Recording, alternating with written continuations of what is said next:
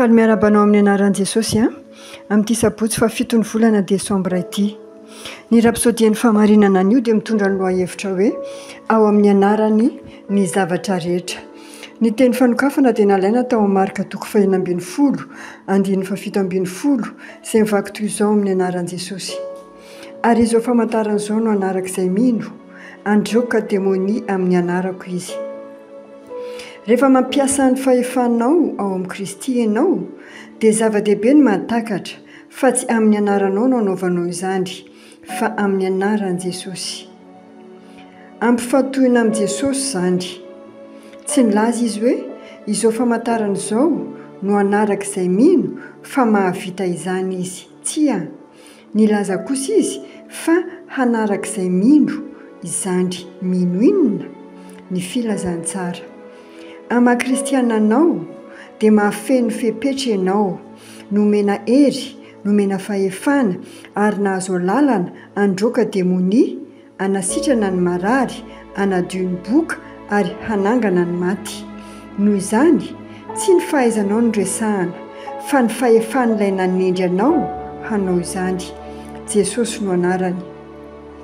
Ary manana ny fahefana rehetra any an-danitra sy ety an-tany izy.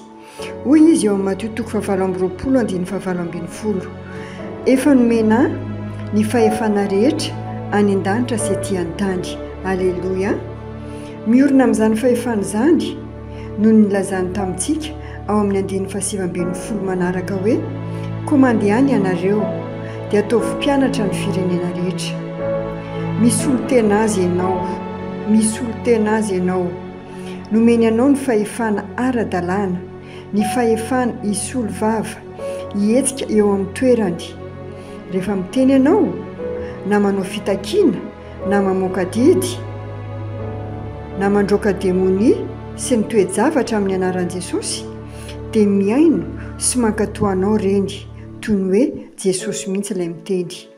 Satria ianao ilay olona mino, dia Jesosy Kristy no lasa tompon'ny fiainanao, ary efa nandray ny fiainana mandrakizay ao anaty fanahinao ianao, dia tsy mila mampiasa finoana intsony ianao mandroaka devoly. Averiko indray mandeha, tsy mila mampiasa finoana intsony ianao mandroaka devoly. Ampiasao fotsiny fahefana nomeny Kristy ianao. Aza manandrana mino fa efa mino ianao. Entina manampy izany fanazavana izany matetika dia ireo pôlisy misahana famoivozana eny amin'ny sampanan-dalana eny. Ny any ataony dia ny manome toromarika ny fiara mba hijanona ary dia mijanona ny fiara. Raha tsy manao izany izy ireo dia hiatrika ny famaizan-dalàna. Io manam-boninahitra io dia tsy mila mino aloha fa afaka mampiato ny fiara izy.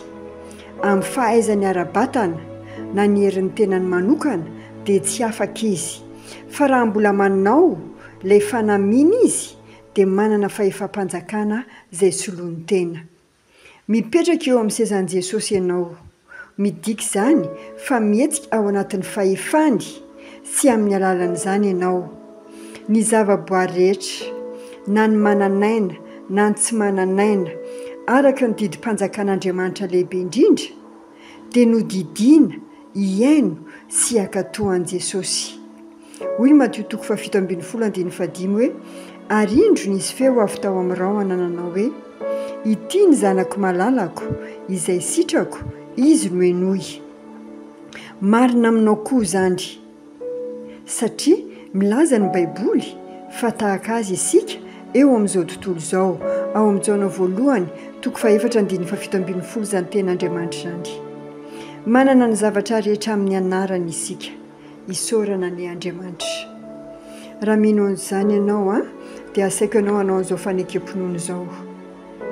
Efa nahafeno fepetra aho, nahazo hery, nahazo fahefana ary nahazo lalana androaka demonia, hanasitrana ny marary, hanadio ny boka ary hanangana ny maty. Manjaka tanteraka ambonin'ny Satana sy ny fanapahany aizinao, satria miaina ao anatiny sy amin'ny alalan'ny fahefan'ny anaran'i Jesosy aho. Mpandresy anio ary mandrakizay. Amen. Dia mankasitraka anao tompoko mirary tontolo andro mahafinaritra ao anao